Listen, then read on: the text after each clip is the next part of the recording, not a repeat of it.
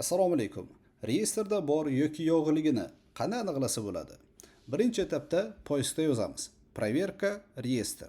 Shu yerda so'zni yozganimizdan keyin bizga har xil saytlarni chiqarib beradi.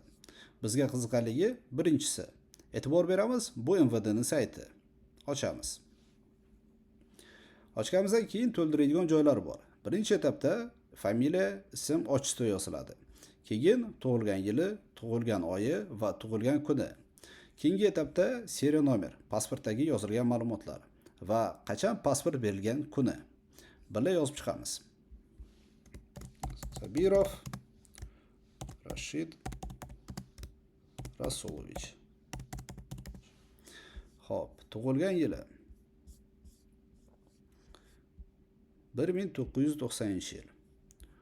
Tug'ilgan oyi aprel oyi va kuni 4-kun. Seriya nomer. Bu holatda biz ingliz tiliga klaviaturani o'tkazamiz. O'tkazganimizdan keyin yozamiz. FA 65 78 32 va qachon berilgan? 20.03.2020 yozib bo'ldik. Ana endi bu yerda qiziqarli holat bu kod. Mana birinchi chislosi 10, ikkinchisi 23. Mana bu krujokni olib keltiramiz. Birinchisini 10 ga, ikkinchisini 23 ga. Xo'p, olib keltirganimizdan keyin искать degan knopkani bosamiz. Mana bosdik, ko'rsatyapti. Отсутствует в реестре контролируемых лиц. Demak, reyestrda yo'q.